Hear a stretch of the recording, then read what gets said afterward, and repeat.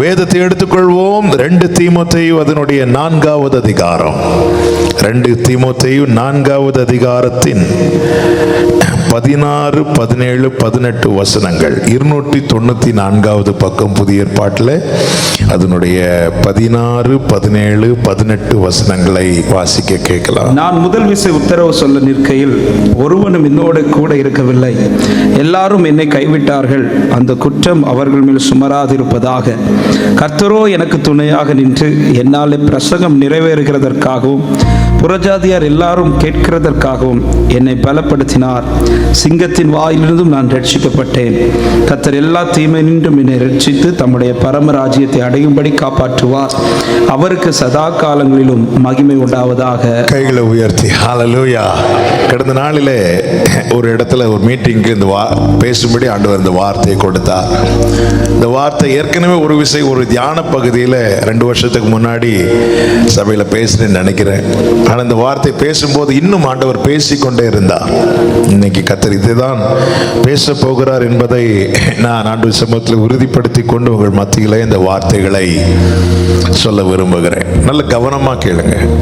தன்னுடைய ஓட்டத்தை முடித்து வெயிட் பண்ணிட்டு இருக்கும் போது தீமோத்தேயுக்கு எழுதுகிறார். நீங்க அதுக்கு மேல படிச்சீங்கன்னா தெரியும். 7வது வசனத்துல நல்ல போராட்டத்தை போராடினேன், ஓட்டத்தை முடித்து. அப்போ அனுபவத்திலிருந்து சொல்றார். சக்சஸ்ஃபுல்லா ஓட்டத்தை முடித்தவர் அடுத்து ஓடிக்கொண்டிருக்கிறவனுக்கு சொல்லுகிறார் எப்படி இந்த ஓட்டத்தை ஓட முடிந்தது, எப்படி இதை முடிக்க முடிந்தது, எல்லாவற்றையும் சொல்லும் போது தீமோத்தேயுக்கு எழுதுகிற காரியம் என்ன சொல்லுகிறார் அப்படின்னா, அதுல நான் ஆவிக்குரிய கண்ணோட்டத்தோடு இந்த சம்பவத்துக்குள் போகவில்லை, அந்த வார்த்தைக்குள்ளே செல்ல விரும்புகிறேன். அதனுடைய 16வது வசனம், அந்த வார்த்தைகளை மாத்திரம் கவனியுங்கள். நான் முதல் விசை உத்தரவு சொல்ல நிற்கையில் ஒருவனும் என்னோட கூட இருக்கவில்லை, ஒருவரும் என்னோட கூட இருக்கவில்லை, எல்லாரும் என்னை கைவிட்டார்கள். பவுலுடைய ஓட்டத்துல பவுலுடைய தீமோத்தேயுக்கு சொல்லுகிற முதல் காரியம், ஒருவரும் என் கூட இல்லை, எல்லாரும் என்னை கைவிட்டார்கள். அதன் அர்த்தம் என்ன? அநேகர் உண்டு, யாருமே இல்லை, ஒருவரும் என்னோடு இருக்கவில்லை. எனக்கு யாருமே இல்லைங்கிறது நிலை இல்லை. எல்லாரும் இருக்கிறாங்க, உறவுகள் இருக்கிறாங்க, சொந்தங்கள் இருக்கிறாங்க, சபையார் இருக்கிறாங்க, ஊழியர்கள் இருக்கிறாங்க, எல்லாரும் இருக்கிறாங்க. ஆனா என்னுடைய ஓட்டத்தில் என்னோடு கூட ஒருவருக்கும் இருக்க முடியவில்லை, எல்லாரும் என்னை கைவிட்டார்கள். நான் அதை அடுத்து சொல்லும் போது உங்களுக்கு இன்னும் புரியும். அடுத்த வார்த்தை 17வது வசனம், கர்த்தரோ எனக்கு துணையாக நின்றார். எப்படி பவுல் இந்த ஓட்டத்தை ஓடி முடிக்க முடிந்தது? எப்படி ஓட முடிந்தது? எப்படி ஓடி முடிக்க முடிந்தது? பவுல் சொல்றார், ஒருவரும் என் கூட இருக்கவில்லை, எல்லாரும் கைவிட்டாங்க. அப்படி இருந்து நான் ஓடி முடித்தேன். காரணம் என்ன தெரியுமா? காரணம் ஒன்னே ஒண்ணுதான், கர்த்தரோ கர்த்தரோ கர்த்தரோ. சொல்லிட்டு சொல்றாரு, கர்த்தர் எனக்கு துணையாய் நின்று, அடுத்த வார்த்தை, என்னாலே பிரசங்கம் நிறைவேறுகிறதற்காகவும் என்னை கர்த்தர் கூட இருந்து பலப்படுத்துகிறார். ஒரு பக்கம் என்ன, இருக்கிறவங்க எல்லாம் விலகுறாங்க. கூட இருக்கிறவங்க விலகும் போது மனதளவுல நம்ம என்ன ஆயிரும், நம்ம சோர்ந்து போயிருவோம், தளர்ந்துருவோம். அப்போ ஒருத்தர் கூட இருந்து தட்டுறா, ஓடு ஓடு. கர்த்தரோ கூட இருந்து என்னை பலப்படுத்தினார். ஒரு புறம் அவர் பலப்படுத்துகிறார், மறுபுறம் அவர் பாதுகாக்கிறார். எங்கே எப்படி பாதுகாக்கிறார்? சிங்கத்தின் வாயிலிருந்தும் நான் ரட்சிக்கப்பட்டேன். ஒரு புறம் என்னை பலப்படுத்தி ஓட வைக்கிறார், மறுபுறம் நான் என் ஓட்டம் பாதியிலே முடியாதபடிக்கு என்னை பாதுகாக்கிறார். எப்பொழுதுமே புரிந்து கொள்ளுங்கள், சபைக்கு நான் சொல்லுகிற வார்த்தை, தேவ பிள்ளைகள் நன்றாய் அறிந்திருக்கிற வார்த்தை என்ன, நல்லா புரிஞ்சுக்கோங்க. நமக்கு தேவன் ஒரு ஓட்டத்தை நியமித்து நம்மை ஓட விடும்போது பிசாசானவன் கர்ச்சிக்கிற சிங்கம் போல விழத்தள்ள வகை தேடி சுற்றி கொண்டிருப்பான். அப்படி என்றால் அதை கேட்கும் போதே மாம்சிகமா யோசிக்கும் போது நமக்கு ஒரு பயம் இருக்கும். ஆண்டவரே, இவ்வளவு பிரச்சனை உண்டா? கேட்டுக்கு போகும் வாசல் தான்ப்பா விசாலம், ஜீவனுக்கு போகும் வாசல் நெருக்கம். என்ன ஆண்டவரே இது? அவன் எல்லாரையும் கூப்பிட்டுட்டு நெருக்கம்னு சொல்றீங்க.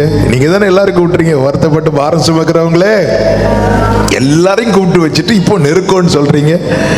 அவன் கேட்டுக்கு போகும் வாசல் அதுதான் விசாலமா இருக்கும்பா, ஜீவனுக்கு போகும் வாசல் நெருக்கமா இருக்கும் சொல்லிவிட்டு. அப்போ இவ்வளவு பிரச்சனை இருக்குது ஆண்டவரே இந்த பாதையில. நீ தண்ணீரை கடக்கும் போது நான் உன் கூட இருப்பேன், நீ அக்னியில் நடக்கும் போது அப்படின்னு என்ன அர்த்தம்? நீ இன்னும் கொஞ்ச நேரத்தில் என்ன கடக்க போற? தண்ணீர். என்ன ஆண்டவரே இது? ஹல்லேலூயா. இது நடுவில் தான் ஒரு தேவ பிள்ளை அறிந்து கொள்ள வேண்டிய 2 பிரதான காரியம். ஒன்று, எனக்கான பாதையை நியமித்தவர், அதிலே நான் எப்படி நடக்க வேண்டுமோ அதற்கு ஏற்ற பலனை எனக்கு தர என் கூடவே நிற்பார். என் வலப்பக்கத்தில் எனக்கு நிழலா இருப்பது எனக்கு என்னை பலப்படுது, என்னை என்கரேஜ் பண்ணு. எலியாவை தட்டினார்ல, ஓடு, என்னை பலப்படுத்தினார். எல்லாருமே உறவுகளை எங்க தேடுவோம்னா இந்த இடத்துல தான் தேடுவோம். கடந்த நாள்ல ஒருத்தங்க பேசும்போது சொன்னாங்க, ரொம்ப அடிபட்டு நொந்து பேசுறாங்க. நாங்க இங்க இருந்து பேசுறோம், ஓகே சொல்லுங்க. யார் யார்கிட்டமோ பேசி பார்க்கிறேன், எனக்கு அவங்க பிரச்சனை பெருசு. சோ அதுல இருந்து ஒரு சொல்யூஷனுக்காக, ஒரு ஆறுதலுக்காக யார் யார்கிட்டமோ பேசுறேன், ஆறுதல ஒரு வார்த்தை கூட எனக்கு சொல்ல மாட்டேங்கிறாங்க. ஒருத்தங்க தளரும் போது அந்த இடத்துல தான் உறவுகளை தேடுவோம். நல்லா இருக்கும் போது நமக்கு தேடல் வராது, ஏன்னா நல்லா இருக்கிறோம். தளரும் போதுதான், ஒருத்தன் தடுமாறும் போதுதான் பக்கத்துல என்ன இருக்கு, யார் இருக்கிறாங்க பிடித்து தாங்குவதற்காக நம்ம தேடும். அந்த இடத்துல வந்திருந்து திருப்பி நம்ம கூட கொஞ்சம் தளர வைட்டா, அதுதான் பவுல் சொல்லுகிற, ஒருவனும் என் கூட இருக்கவில்லை, எல்லாரும் என்னை கைவிட்டாங்க. இங்கே சொல்லிட்டு சொல்றார், அவர்கள் மேல் அந்த குற்றம் சுமராதிருப்பதாக. நான் இதை ஆவிக்குரிய கண்ணோட்டத்தோடு சொல்லுகிறேன். நல்ல கவனமாக, எல்லாரும் இருப்பாங்க, ஆனா எல்லாருக்கும் எப்பவும் இருக்க முடியாது. இதுதான் விசுவாச ஓட்டத்திலே தேவ பிள்ளை நன்றாய் உள்வாங்க வேண்டிய காரியம். எல்லாரும் இருப்பாங்க, ஆனா எல்லாருக்கும் எப்பவுமே இருக்க முடியாது. எருசலேமில் இருந்தபோது தானியேலும் சாத்ராக் மேஷாக் ஆபேத்நேகோவும் ஒன்றாயிருந்தார்கள். பாபிலோனில் வந்த பிறகும் தானியேல் முதலாவது உயர்த்தப்பட்டான். தானியேலுக்கு ஃப்ரெண்ட்ஸை பிரிஞ்சிட்டு இருக்க முடியாது. ராஜா கிட்ட சொல்லி அவங்களையும் அரண்மனைக்குள்ள கொண்டு வந்து உட்கார வச்சுட்டான். இப்பொழுது 3வது அதிகாரத்தில் சாத்ராக் மேஷாக் ஆபேத்நேகோ அக்னி சூளையில தூக்கி போடப்பட்ட போது 4வது ஆளாய் தானியேலுக்கு போய் நிற்க முடியவில்லை. எல்லாரும் இருப்பாங்க, எல்லாருக்கும் எப்பவுமே கூட இருக்க முடியாது. அந்த இடத்துல தான் நேபுகாத்நேச்சர் பார்க்கிறான். நேற்று வரை இவர்களோடு கூட தானியேல் இருந்தான், இவன் தானியேலை விட்டு பிரிச்சாச்சு, அக்னியில தூக்கி போட்டாச்சு. அந்த இடத்துல தானியேலுக்கு வர முடியாது. மனிதனுக்கு உறவுக்கு ஒரு லிமிட் இருக்கு, அதை தாண்டி. ஆனா அதையும் தாண்டி ஒருத்தர் அங்கே வந்தா, அவர் தான் எனக்கு துணை நிற்கிறவர். ஹல்லேலூயா, ஹல்லேலூயா. சாத்ராக் மேஷாக் ஆபேத்நேகோ அக்னி சூளையில் இருந்தபோது தானியேலுக்கு வந்து நிற்க முடியவில்லை. தானியேல் சிங்கக்கபியில் இருந்தபோது சாத்ராக் மேஷாக் ஆபேத்நேகோவுக்கு வந்து நிற்க முடியவில்லை. ஆனால் தேவன் வந்து நின்றார். நம்முடைய ஓட்டத்தில் அநேகர் இருப்பார்கள், ஒவ்வொரு கட்டத்தில் ஒவ்வொருத்தர் இருப்பாங்க, ஆனா எல்லாரும் கடைசி வரை இருக்க மாட்டாங்க. இதை அறியவில்லை என்றால் நாம் தளர்ந்து விடுவோம். ஹல்லேலூயா. இந்த அறிவு நமக்கு முதல்ல ஓட ஆரம்பிச்சிட்டோம். இந்த அறிவு இல்லைன்னா நம்ம தளர்ந்துருவோம். அதுதான் தீமோத்தேயுக்கு, வாலிபனுக்கு, துடிப்பா செயல்படுகிற உண்மையுள்ள ஊழியக்காரன் நாம் தீமோத்தேயுக்கு சொல்றாரு, ஏய் ஒண்ணு மட்டும் புரிஞ்சுக்கோ, அவங்க இருக்கிறாங்க இவங்க இருக்கிறான்னு சொல்லிட்டு அதை நம்பி ஓடிராத. எல்லாரும் இருந்தாங்க எனக்கு, ஆனா என் ஓட்டத்துல ஒருத்தர் என் கூட இருக்கல. என பவுல் பட்ட வேதனை வேற. பவுல் குதிரையில பயணிக்கும் போது எத்தனை பேர் கூட இருந்தாங்க தெரியுமா? அதே பவுல் தடுமாறி எழும்பின போது 2 பேர் கைத்தாங்கு கொடுத்து எழுப்புனாங்க. அதுக்கு அப்புறத்துல இருந்து பவுல் சொல்றாரு, வர்றாங்க போறாங்க, வர்றாங்க போறாங்க. ஆனா எனக்கு ஒண்ணு தெரியும், நான் ஓட்டத்தை ஓடி முடிச்சிட்டேன். எப்படி முடிந்தது?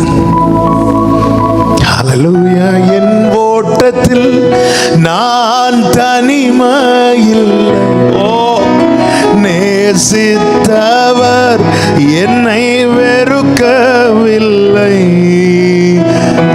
ஓட்டத்தில் நான் தனிமையில்லை. ஆமே. என்னை வெறுக்கவில்லை. தகப்பன் வீட்டில் கொண்டு சேர்த்திடுவார். பாடுங்க.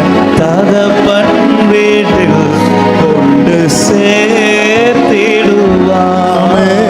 நம்புவே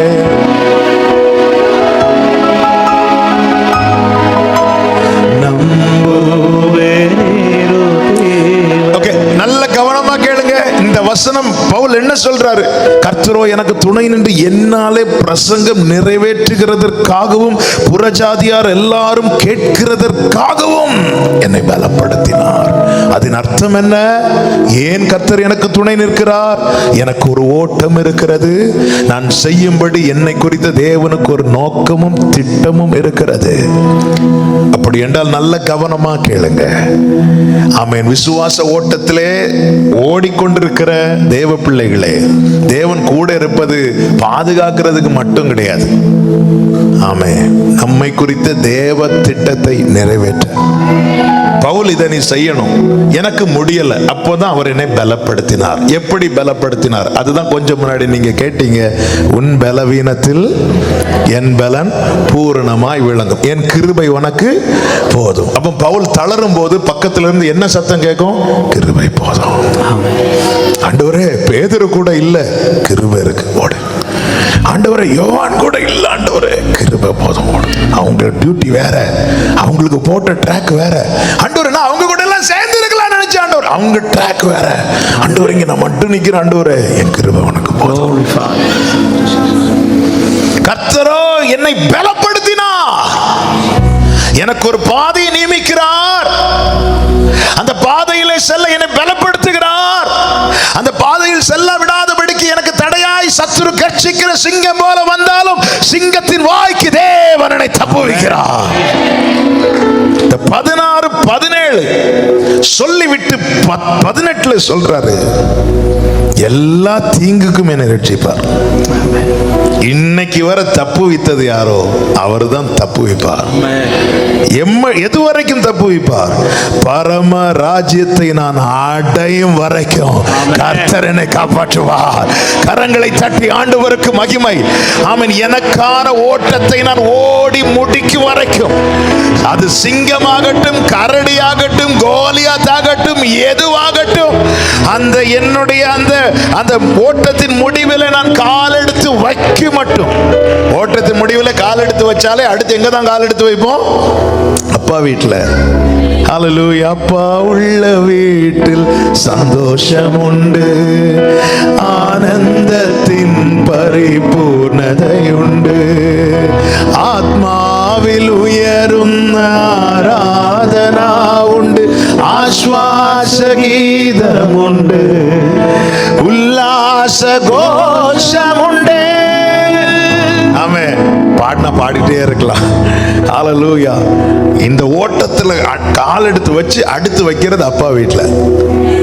இந்த தைரியம் தான், இந்த நம்பிக்கை தான் இந்த விசுவாச நல்ல போராட்டத்தை போராட முடிந்தது. விசுவாசத்தை காத்துக்கொண்டேன். கர்த்தரோ நல்ல கவனமா கேளுங்க. இங்க என்ன சொல்லப்பட்டிருக்கிறது? இந்த வசனத்தினுடைய இன்னும் புரியும்படியா சொல்லணும்னா, பலப்படுத்தினார், பலப்படுத்துவார், துணை நின்றார், துணை நிற்பார், காப்பாற்றினார், காப்பாற்றுவார். ஆமென். ஆமென். இதுதான் பவுல் சொல்லுகிறார். என்னை ஓடி முடித்தவர், வாழ்க்கையில சக்சஸ்ஃபுல்லா தன்னுடைய ரேஸ முடித்தவர், ஓடிக்கொண்டிருக்கிறவனுக்கு சொல்லுகிற வார்த்தை. எப்படி இதை ஓடி முடிக்க முடியும்? பலப்படுத்தினவர் இந்த ஓட்டத்தை ஓடி முடிக்க மட்டும் பலப்படுத்துவார். என்னென்ன என்னை கொண்டு செய்யணுமோ அதை என்னை பலப்படுத்தி செய்ய வைப்பார். எனவேதான் நான் என் சுயத்தை சார்ந்திருப்பேன். ஆனால் நான் என்ன செய்வேன் என்றால், ஆண்டவர் இது எனக்கு முடியும், இது எனக்கு முடியாதுன்னு சொல்லிட்டு தேவ சித்தத்திலே நிறைய காரியங்களை நான் ஒதுக்கி வச்சிருவேன். எனக்கு இது முடியாது. ஏன் அப்படி சொல்றேன்? என்னுடைய திராணியை நான் பார்க்கிறேன், என்னால இது முடியாது. அப்ப தேவன் நம்மை குறித்து பெரிய திட்டத்தை வைத்திருக்கிறார். கோலியாத்தை வீழ்த்துவது தேவ திட்டமா இருக்க என்னால் முடியாது என்று நான் ஒதுங்குவேன். ஆனால் அந்த இடத்துல வேற ஆளை வச்சு கர்த்தர் செய்வார். ஆனா என்னை குறித்த தேவ திட்டத்தை அங்கே நான் செய்யாமல் போகிறேன். என்னை குறித்த தேவ திட்டத்தை அங்கே நான் செய்யாமல் போகிறேன். ஒரு ஓட்டத்தை ஓடி முடிப்பது என்பது என்ன? கொடுக்கப்பட்ட காலம் வரை வாழ்ந்து முடிப்பதா? இல்ல, செய்யும்படி தேவன் சொன்ன காரியத்தை செய்து முடிப்பது. எனக்கு கொடுக்கப்பட்ட காலத்துக்குள்ளே நான் நிறைவேற்றும்படி, நான் செய்யும்படி எனக்கு தேவன் சொன்ன காரியத்தை செய்து முடிப்பது. அதை குறித்து சண்டே பேசலாம். ஆமென். அதுதான் ஓட்டத்தை ஓடி முடித்தேன், விசுவாசத்தை காத்துக்கொண்டேன். கொரிந்தியருக்கு சொல்லும் போது சொல்றேன், நான் எல்லாரை விட அதிகமாக பிரயாசப்பட்டேன், ஆகிலும் நான் அல்ல, எனக்குள்ள இருக்கிற தேவ கிருபையே. அப்ப தேவன் இந்த பலப்படுத்தி ஓட வைக்கிறார்னா என்ன அர்த்தம்? பலப்படுத்தி பவுல் சொல்றார், என்னுடைய அபிஷேகம் என்ன, என்னுடைய ஊழியம் என்ன? புறஜாதிகளுக்கு சுவிசேஷத்தை பிரசங்கிக்கணும். தேவன் பலப்படுத்தி என்ன செய்ய வைக்கிறார்? அந்த ஊழியத்தை செய்ய வைக்கிறார். அதுதான் ஓட வைக்கிறார். நமக்கு தேவன் ஒரு திட்டத்தையும் அழைப்பையும் வைத்துதான் தேவன் நடத்துகிறார். சும்மா ஏதோ ஆண்டவர் இத்தனை வருஷம் வாழணும், வாழ்ந்து முடிச்சதும் ஓட்டத்தை ஓடினேன், முடித்தேன், விசுவாசத்தை காத்துக்கொண்டேன், அப்படி கிடையாது. எனக்கு கொடுக்கப்பட்ட காலத்துக்குள்ளே நான் நிறைவேற்றும்படி எனக்கு கொடுத்த காரியங்களை நான் செய்து முடிப்பதுதான் எனக்கு நான் சொல்ல முடியும், நான் ஓட்டத்தை முடித்தேன். Thank you Holy Spirit. எனக்கு கேட்கிற ஒவ்வொருவருக்கும் சொல்லுகிறேன், நம்முடைய வாழ்க்கை பயணத்தில் எல்லாருக்குமே எப்பவுமே வர முடியாது. ஒவ்வொருத்தருக்கும் ஒரு ரோல் வச்சிருப்பாங்க. ஆரம்பமும் முடிவும் இயேசு கிறிஸ்து மட்டும்தான். எனவேதான் விசுவாச ஓட்டத்தில் ஓடுகிறவர்களுக்கு வேதம் சொல்லுகிற ஆலோசனை, விசுவாசத்தை துவக்குகிறவரும் அதை முடிக்கிறவருமாய் இருக்கிற இயேசுவை நோக்கி. விசுவாச வீரர்களின் பட்டியல் ஆபேல் முதல் ஒவ்வொருவருடைய பேரா எழுதப்பட்டு அதன் முடிவிலே 11 முடிச்சிட்டு 12 ஆரம்பிக்கும் போது, ஆகையால் மேகம் போன்ற இத்தனை திரளான சாட்சிகள் சூழ்ந்திருக்க, பாவமான யாவை நம்மை சுற்றி நெருங்கி நிற்கிற, பாரமான யாவை நம்மை சுற்றி நெருங்கி நிற்கிற பாவத்தையும் தள்ளிவிட்டு விசுவாசத்தை துவக்குகிறவரும் அதை முடிக்கிறவருமா இருக்கிற இயேசுவை நோக்கி. ஆபேலையும் பார்த்துறாத, ஏனோக்கையும் பார்த்துறாத, நோவாவையும் பார்த்துறாத, ஆபிரகாமையும் பார்த்துறாத, யாரையும் பார்த்துறாத. ஓட்ட ஆரம்பித்தது கிறிஸ்து, அதை முடிக்கிறது அவர்தான். ஏன்னா யாருக்குமே எப்பவுமே கூட இருக்க முடியாது. ஹல்லேலூயா. ஆபிரகாம் ஈசாக்கோடு ஈசாக்கின் கடைசி வரை இருக்கவில்லை, ஆபிரகாமின் கடைசி வரை இருந்தான். ஈசாக்கு யாக்கோபோடு யாக்கோபின் கடைசி வரை இருக்கவில்லை, தன்னுடைய கடைசி வரை இருந்தான். அதன் அர்த்தம் என்ன? தன்னால் முடிய மட்டும் இருப்பார்கள். இதுதான் உலகம், இதுதான் உலக உறவுகள். யாரா இருந்தாலும் சரிதான், தங்களால முடிய மட்டும் தங்கள் பிள்ளைகளோடு உறவுகளோடு இருப்பாங்க. அதுக்கப்புறம் பாதியில முடிய வேண்டியதுதான். நம்முடைய வாழ்க்கையை கடந்து திரும்பி பார்த்தால் எத்தனையோ பேர் நமக்கு இல்ல தூரம் போயிருப்பாங்க. அடுத்தடுத்த கட்டத்தில் நம்ம கால் எடுத்து வைத்துக் கொண்டே இருக்கிறோம். ஆனால் ஒன்று சொல்ல முடியும், என்ன? தாயின் வயிற்றில் கருவாய் உற்பவித்தது முதல் இன்று வரைக்கும் ஒருவர் எனக்கு துணை நிற்கிறார், அவர்தான் என் ஆண்டவராகிய இயேசு கிறிஸ்து என்று சொல்லுகிறவர்கள். ஹல்லேலூயா. இந்த நம்பிக்கை இன்னும் அவர் துணை நிற்பார் என்கிற தைரியத்தையும் விசுவாசத்தையும் கொடுக்குது.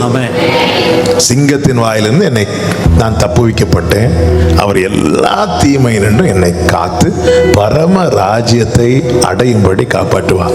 ஆண்டவர் சமூகத்திலிருந்து வேதத்தை தியானிக்கும் போது ஆண்டவர் இடைப்படுவார், பேசுவார். அதில் என்னை ரொம்ப பலப்படுத்தி பேசின ஒரு வார்த்தை என்ன தெரியுமா? உன்னை ஒரு பிரச்சனையிலிருந்து காப்பாற்றினது இன்னொரு பிரச்சனையில கொண்டு மாட்டி விடுவதற்கு அல்ல. என்னை பர்சனலா என்கிட்ட ஆண்டவர் பேசி பலப்படுத்தின காரியங்கள்ல ஒன்றுலேருந்து காப்பாத்தினது இன்னொன்றுல கொண்டு மாட்டி விடுவதற்கல்ல. பிரச்சனைகளை பிசாசு கொண்டு வருவான், ஆனால் நான் உனக்கு துணை நிற்கிறேன். அவர் எப்பொழுது அனுகூலமான துணை என்பதை நம்மால ருசிக்க முடியும் தெரியுமா? ஆபத்து காலத்தில். ஏன்னா அந்த டைம் வேற யாருமே இருக்க மாட்டாங்க. அப்போதான் அவர் ஆமா யாரும் இல்லாம ஒரே ஒருத்தங்க மட்டும் நம்ம கூட இருந்தாங்கன்னா வாழ்க்கை ஃபுல்லா நம்ம அவங்கள என்ன செய்ய மாட்டோம், மறக்க மாட்டோம். சிலர் சொல்லுவாங்க தெரியுமா, சில ஃபங்க்ஷன்லாம் போகும்போது சிலர் கூப்பிட்டு சொல்லுவாங்க, என் கஷ்டத்துல இவங்க தான் எனக்கு கூடவே இருந்தாங்க. அதை மறக்க மாட்டோம். ஆபத்தில் அனுகூலமான அந்த இடத்துல அவர் துணையா இருக்கிறதே நமக்கு பெருசு. ஆனாலும் எப்படி இருப்பாராம்? அனுகூலமான துணையா இருப்பாராம். கர்த்தருடைய நாமத்துக்கு மகிமை உண்டாவதாக. ஆமென். தேவன் நம்மோடு இருந்து நம்மை விடுவித்து நம்மை பலப்படுத்தி நமக்கான ஓட்டத்தை ஓடி முடிக்க வைக்கிறார். மனசுல ஒன்றை எழுதிருங்க, இன்னைக்கு சூழ்ந்து இருக்கலாம், ஆனா என்னைக்குமே கூட இருக்கிறது கர்த்தர் மட்டும்தான். என்னைக்குமே கூட இருக்கிறது கர்த்தர் மட்டும்தான். யோசேப்புடைய வாழ்க்கையை பார்க்கும்போது தெரியும். ஆமென். யோசேப்புக்கு மேல தேவ திட்டம் இருந்தது. ஆதியாகமம் 37:5 வாசிங்க. ஆதியாகமம் 37வது அதிகாரம் 5வது வசனம். யோசேப்பு ஒரு சொப்பனம் கண்டு, யோசேப்புக்கு அந்த காரியத்தை சொப்பனத்தின் மூலமாய் தேவன் வெளிப்படுத்துகிறார். யோசேப்புக்கு மேல தேவனுடைய திட்டம் இருந்தது. அந்த திட்டத்தை சொப்பனத்தின் மூலமாய் தேவன் என்ன செய்கிறார்? வெளிப்படுத்துகிறார். அந்த திட்டம் என்ன? ஆதியாகமம் 45:5 சொல்லப்பட்டிருக்கிறது, ஜீவரட்சணை செய்யும்படிக்கு தேவன் என்னை அனுப்பினார். இப்ப யோசேப்புக்கு மேல தேவ திட்டம் இருக்கிறது. தேவ திட்டத்தை வைத்துவிட்டு தேவன் என்ன செய்கிறார்? 39:2 வாசியுங்கள். ஆதியாகமம் 39:2. யோசேப்போடு இருந்தார். ஆமென். தேவ திட்டத்தை வைத்துவிட்டு தேவன் தம்முடைய வாக்குத்தத்தத்தை ஒருவர் மேல் வைத்துவிட்டு தம்முடைய திட்டத்தை வைத்துவிட்டு அவர் என்ன செய்கிறாரா? அவர் யோசேப்போடு இருந்தார். ஆமென். தேவன் நம்மை குறித்து ஒரு வாக்குத்தத்தம் தந்துவிட்டு தம்முடைய திட்டத்தை தான் தேவன் வார்த்தையா தருகிறார். அவருடைய பிளான், அவருடைய சித்தம், அதை தான் தேவன் தரிசனத்தின் மூலம், அன்னைக்கெல்லாம் தரிசனத்தின் மூலம் காட்டினாங்க. ஆபிரகாமுக்கு வார்த்தையின் மூலமாய் கொடுத்தார், வார்த்தையின் மூலமாய். ஹல்லேலூயா. ஆமென். விசுவாசத்தில் பலப்பட ஆண்டவர் தரிசனத்தை குறைச்சிட்டு வார்த்தையை கூட்டுவார். ஹல்லேலூயா. விசுவாசத்துல வீக்கா இருக்கிறவங்களுக்கு தான் தரிசனத்தை கொடுத்து அவங்கள பலப்படுத்துவார். யார் யாருக்கு என்ன காட்டணுமோ எப்படி செய்யணுமோ அப்படி அவர் செய்வார். ஆமென். ஆமென். கோதுமைக்கு முன் பதர் எம்மாத்திரம். ஹல்லேலூயா. கோதுமை என்ன தெரியுமா? வார்த்தை. வார்த்தை வந்ததுக்கு அப்புறம் எனக்கு தரிசனம் பார்த்தாதான் நம்புவேன்னு சொன்னா ஆண்டவர் கோவம் வந்துடும் இல்ல. இயேசு கிறிஸ்து வந்ததுக்கு அப்புறம் வானத்துல ஒரு அடையாளத்தை காட்டுங்கன்னு கேட்டதும் ஆண்டவர் உடனே காட்டினாரா? கோவப்பட்டார்ல. ஏன்னா வார்த்தை வந்தாச்சுல்ல. வார்த்தை வந்ததுக்கு அப்புறம் எனக்கு இனி ஒரு தரிசனம் பார்த்தாதான் அப்படின்னு ஆண்டவர் கோவம் வந்துடும். தேவன் நம்மை விசுவாசத்திலே பழக்குவிக்க விரும்புகிறார். எரேமியாவில் இருக்குன்னு நினைக்கிறேன், கோதுமைக்கு முன் பதர் எம்மாத்திரம். கோதுமை தான் வார்த்தை. தரிசனம் காண்கிறவன் தரிசனம் சொல்லுகிறான். ஆனா வார்த்தை வந்ததுக்கு அப்புறம் தரிசனத்தை பார்த்துட்டு இருக்க கூடாது. அப்ப தேவன் நம்மை வார்த்தையினாலே பழக்குவிக்கிறார்னா நம்மை அடுத்த லெவல்ல கொண்டு போக போறார்னு அர்த்தம். தரிசனம் பார்க்க கூடாதுன்னு சொல்லல, தரிசனம் காணணும். அது தேவனுடைய கிருபை. ஆவியானவர் ஊற்றப்படும் போது வாலிபர்கள் என்ன காண்பார்கள்? தரிசனம் காண்பார்கள். ஆனா தேவன் நம்மை பழக்குவிக்கிறதுன்னு இருக்கு, பழக்குவிக்கிறதுன்னு இருக்கு. தோமாட்ட என்ன சொன்னார்? கண்டு விசுவாசிக்கிறதல்ல, காணாமல் விசுவாசிக்கிறவன். காணாமல் விசுவாசிக்க என்ன செய்யணும்? அதுக்கு தான் தேவன் ஏற்கனவே பேசினார். என்ன? நான் உயிர் தழுவேன், நான் உயிர் தழுவேன். காணாமல் விசுவாசிக்கிறதுக்கு தான் கேட்க பண்ணுகிறார். வார்த்தை கேட்க பண்ண அவர் பேசுறாரு. அடுத்து தூதர்கள் பேசுறாங்க. அவர் இங்கே இல்லை, அவர் தாம் சொன்னபடி உயிர் தூதர்கள் பேசுறாங்க. அதுக்கப்புறமா ஸ்திரீகள் வந்து பார்த்துட்டு சொன்னாங்க அவர் அங்கே இல்லை, சொன்னபடி உயிர் தெழுந்தார்னு. அதுக்கப்புறமா பேதுரு யோவானும் பார்த்துட்டு வந்து சொல்றாங்க. இவ்வளவு சொன்னதுக்கு அப்புறம் தலைவர் நம்பல. யாரு? தோமா. நம்பல, நான் பார்த்தாதான். ஆண்டவர் வந்து காட்டினார். காட்டிட்டு என்ன சொன்னார்னா, இது அல்லப்பா விசுவாசம், இது அல்ல, இப்படி இல்ல. நீ பாக்கியவானா இருக்கணும்னா இதுக்கு அடுத்த லெவல் இருக்கு. என்ன ஆண்டவரே, நான் இதுதான் பெரிய லெவல் நினைச்சிட்டு இருந்தேன். இல்லப்பா, நீ கேட்க கேட்க உன் விசுவாச கண்ணு ஓபன் ஆகும். ஆமே, நீ அப்படியே அதை பார்ப்ப. ஆமென். ஹல்லேலூயா. பார்க்கிறவன் அல்ல, கண்டு விசுவாசிக்கிறது இல்ல, காணாமல் விசுவாசிக்கிறவன் பாக்கியவான். கைகளை உயர்த்தி ஆமென் சொல்லுங்க பார்க்கலாம். ஆமென். இங்கே பாருங்கள், யோசேப்புக்கு ஒரு தரிசனத்தை தேவன் காண்பிக்கிறார்.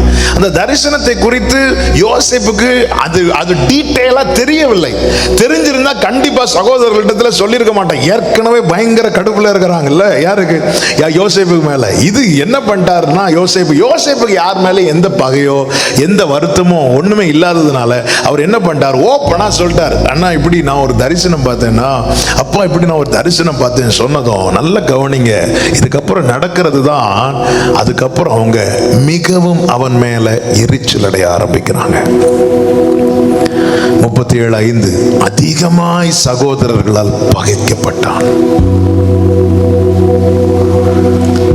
இப்பொழுதுதான் உண்மையாய் சொல்ல வேண்டுமானால் யோசேப்புடைய ஓட்டம் ஆரம்பிக்கிறது. எதன் பிறகு? தரிசனம் கிடைக்கப்பட்ட பிறகு. தேவ நடத்துதல் ஆச்சரியமானவைகள்.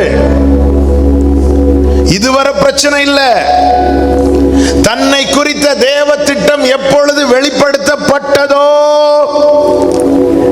அப்பொழுது சூழ்ந்திருக்கிறவர்களால் பகைக்கப்படுகிறான். இன்னும் சொல்ல வேண்டுமானால் அவன் தனிமைப்படுத்தப்படுவதற்கான சூழ்நிலைகள் இப்பொழுது ஆரம்பமாகிறது. தேவ திட்டம் தன்னை குறித்து தேவன் வெளிப்படுத்துகிறார், சொப்பனத்தின் மூலமாய் வெளிப்படுத்துகிறார். சகோதரர்கள் அவனை அதிகமாய் பகைக்க ஆரம்பிக்கிறாங்க. சூழ்நிலைகள் எல்லாம் பிரதிகூலமாகிறது. எதற்காக நான் இந்த சம்பவத்தை எடுத்து சொல்லுகிறேன் என்றால், ஒன்றை புரிந்து கொள்ளுங்கள், திட்டம் பெரிதா இருக்கிறது. எனவே எல்லாரும் எனக்கு ஃபேவரா இருப்பாங்க நான் ஒரு நாள் நினைக்க கூடாது. அடுத்து எல்லாரும் எனக்கு அகைன்ஸ்டா இருக்கிறதுனால இந்த காரியத்தை இப்போ என்னால செய்ய முடியாதுன்னு நான் நினைக்க கூடாது. காரணம், திட்டம் தருகிறது தேவனானால் அதை நிறைவேற்றவும் அவருடைய கரத்தினாலே ஆகும். வார்த்தை தந்தது தேவனானால். இப்பொழுது சகோதரர்கள் ஆடு மேய்க்க போறாங்க. யோசேப்பு அவனுடைய தகப்பன் வந்து அனுப்பி விடுறார். நீ போய் சகோதரர்களை பார்த்துட்டு வான். யோசேப்பு நேரா போகிறான். போற இடத்துல சகோதரர்கள் என்ன செய்யல, அங்க இல்ல. அப்படிதான் இருக்கு. அவங்க போய் தேடுறாங்க, அங்கே இல்ல. 14வது வசனத்தை வாசிங்க. அப்பொழுது அவன், நீ போய் உன் சகோதரருடைய சேமம் எப்படி என்றும் ஆடுகள் எப்படி இருக்கிறது என்றும் பார்த்து எனக்கு மறு செய்தி கொண்டு வா என்று அவனுக்கு சொல்லி எப்ரோன் பள்ளத்தாக்கில் இருந்து அவனை அனுப்பினான். அந்தபடியே 13வது வசனத்துல இருக்கு, இஸ்ரவேல் யாக்கோபு யோசேப்பை அழைத்து சொல்ல, நீ சீகேமுக்கு போ அப்படின்னு. அப்போ அப்பா சொல்றதை செய்யணும். அவனும் அதே போல சீகேமுக்கு போனான். அங்க போனா வாசிங்க. சீகேமுக்கு போனான். அப்பொழுது ஒரு மனிதர் அவன் வெளியிலே வழி தப்பி திரிகிறதை கண்டு, என்ன தேடுகிறாய் என்று அவனை கேட்டார். அதற்கு அவன், என் சகோதரரை தேடுகிறேன், என் சகோதரர்களை தேடுகிறேன். அவர்கள் எங்கே ஆடு மேய்க்கிறார்கள், அவர்கள் இங்கே ஆடு மேய்க்கிறார்கள் சொல்லும் என்றார். அந்த மனிதன், அந்தபடி அவர்கள் இவ்விடத்திலிருந்து போய்விட்டார்கள், தோத்தானுக்கு போவோம் என்று அவர்கள் சொல்ல கேட்டேன் என்றார். நல்ல கவனி, இவனுக்கு ஒரு பெரிய மரண கண்ணி எஸ்கேப் ஆகுது. யோசேப்புக்கு சகோதரர்கள் ஏற்கனவே அவ்வளவு எரிச்சல் இருக்கிறாங்க.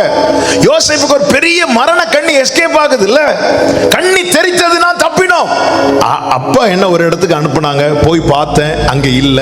யோசேப்பு திரும்பி போயிருக்கலாம், திரும்பி போய் அப்பா கிட்ட சொல்லிருக்கலாம், அப்பா நான் போனேன்ப்பா அங்க இல்லப்பா, வேற எங்கேயும் போயிட்டாங்கன்னு சொன்னாங்க. சரிப்பா வந்து உட்கார் அப்படி சொல்லியிருப்பாரு. ஆனா யோசேப்பு பாருங்க, அந்த வழியா இவன் தேடுறான், சொன்ன இடத்துல தேடுறான். தேடிட்டு இருக்கும்போது காணல. அவன் திருப்பியும் சகோதரர்களை அந்த தோத்தானுங்கிற இடத்துக்கு போய் தேட காரணம் என்ன, அந்த வழியா ஒருத்தன் வரான். அவன் காதுல அவர்கள் சகோதரர்கள் பேசினது விழுந்திருக்கிறது. அதை கேட்டு சொல்றான், ஏப்பா இப்படி கொஞ்சம் பேர் 10 பேர் மேய்ச்சிட்டு இருந்தாங்க, அவங்க இந்த இடத்துக்கு போறாங்கன்னு சொன்னாங்க, அதனால அங்க போயிருப்பாங்கன்னு சொன்னதும் இவன் போறான். அவன் மட்டும் வரலைனாலும் இவன் போயிருக்க மாட்டான்.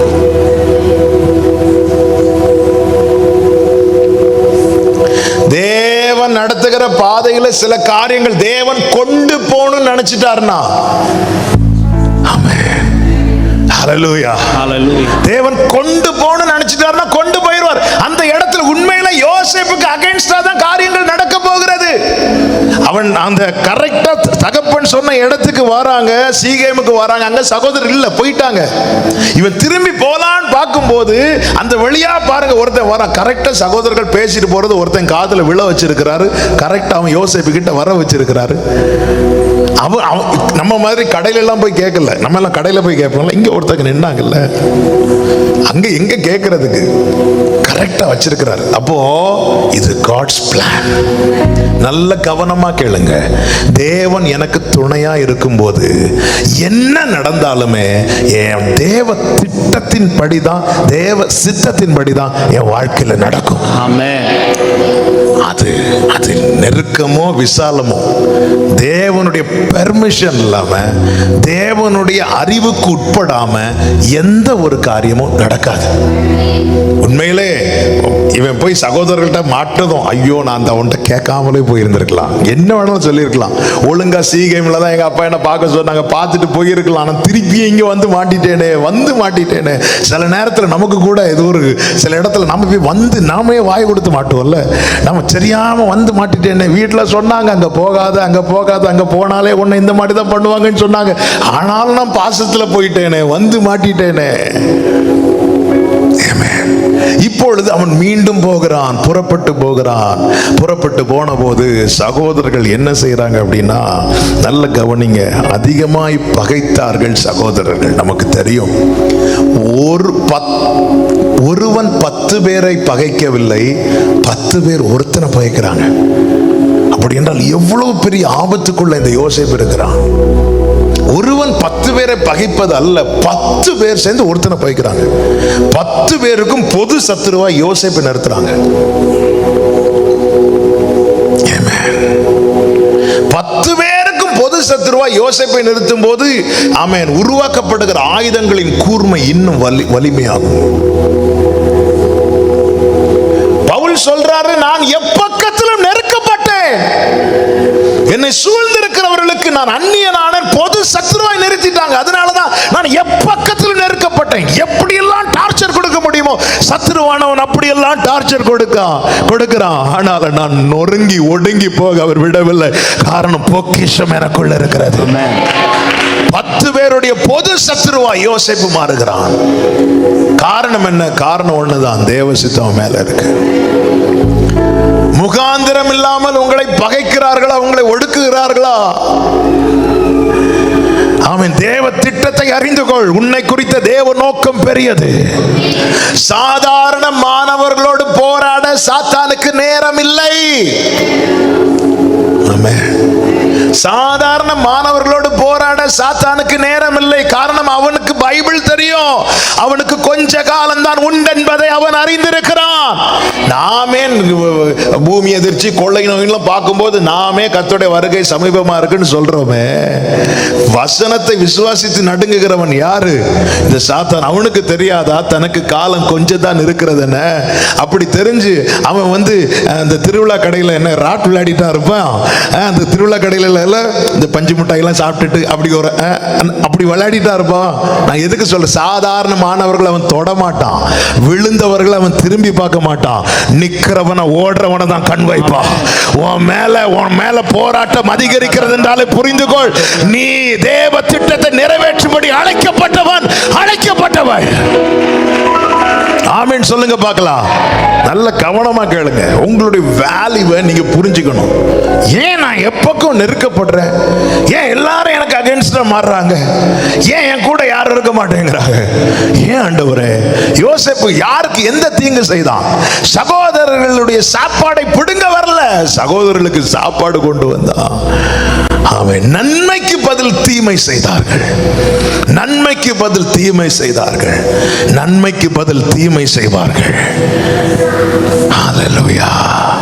ஒரு தேவ தேவ பிள்ளைய தளர பண்றதுக்கு பிசாசானவன் எப்படியெல்லாம் யூஸ் பண்ண, யாரை எப்படியெல்லாம் யூஸ் பண்ணணும் அப்படியெல்லாம் யூஸ் பண்ண கை வைப்பான். நன்மைக்கு பதில் தீமை, தீமைக்கு தீமை செய்யறத கூட சகிக்கலாம். நான் அடிச்சேன், அவன் அடிச்சான், நான் இப்படி பேசினேன், அவங்க இப்படி பேசினாங்க, நான் அப்படி பார்த்தேன், அவங்க இப்படி பார்த்தாங்க, அது கூட ஓகே, நான் அப்படி பார்த்தனால இப்படி பார்த்தாங்க. ஆனா நான் சாப்பாடு கொடுக்கிறேன், அவங்க என்ன அடிக்கிறாங்க. அவங்க தளர்ந்துடக்கூடாதுன்னு நான் சாப்பாடு கொடுக்கிறேன், என் தரிசனம் நிறைவேறக்கூடாதுன்னு சொல்லி என்னை தூக்கி போடுறாங்க, என்னை கொல்ல பார்க்குறாங்க. அவங்க சாப்பாடு இல்லாமல் செத்துடக்கூடாதுன்னு நான் அவங்கள வாழ நினைக்கிறேன், அவங்க வாழ வைக்கணும்னு நினைக்கிறேன். ஆனால் அவங்க நான் சாகணும்னு நினைக்கிறாங்க. நன்மைக்கு பதில் தீமை ஒருவனுடைய ஓட்டத்தை தளர பண்ணும். பைபிள் சொல்லுது, கர்த்தர் யோசேப்போடு இருந்தார். என்னால் சில காரியங்களை புரியவே முடியல. ஆமாம், இவனை தூக்கி இல்லை, நம்ம ஸ்டெப் பை ஸ்டெப்பாக நேரம் போயிட்டு இப்போ பாருங்க, தேவன் கூட இருப்பதின் அடையாளம் என்ன? இவ்வளவு பிளான் பண்றாங்களே, எதிரான திட்டம் தீட்டுறாங்களே, கூட இருக்கிறீங்களே ஆண்டவரே. இப்போ யோசேப்பு கிட்ட நெருங்கி வரும்போது அவர்கள் திட்டம் போடுகிறார்கள். அவர்களுடைய திட்டம் என்ன? 18வது வசனம். அவர்கள் அவரை தூரத்தில் வர கண்டு தங்களுக்கு சமீபமாய் வரும் முன்னே அவனை கொலை செய்யும்படி சதி யோசனை பண்ணி. அவங்களுடைய பிளான் என்ன? கொலை செய்யும், கொன்றணும்.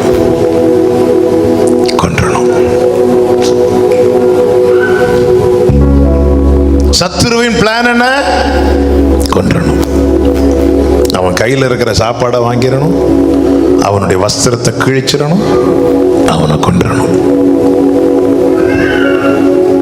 10 பேர். என்ன பிளான்? இவனை கொல்லணும். அவர்கள் யாரை மட்டும்தான் பார்க்கறாங்க? யோசேப்பை மட்டும்தான் பார்க்கறாங்க. இந்த திட்டம் யாருக்கு தெரியாது? தூரத்திலிருந்து வருகிற யோசேப்புக்கு தெரியாது. ஆனால் யோசேப்போடு நடக்கிற கர்த்தருக்கு தெரியும். எனக்கு விரோதமாய் சத்துரு பண்ணுகிற யோசனை எனக்கு தெரியாது, ஆனால் எனக்கு துணை நிற்கிற கர்த்தருக்கு தெரியும்.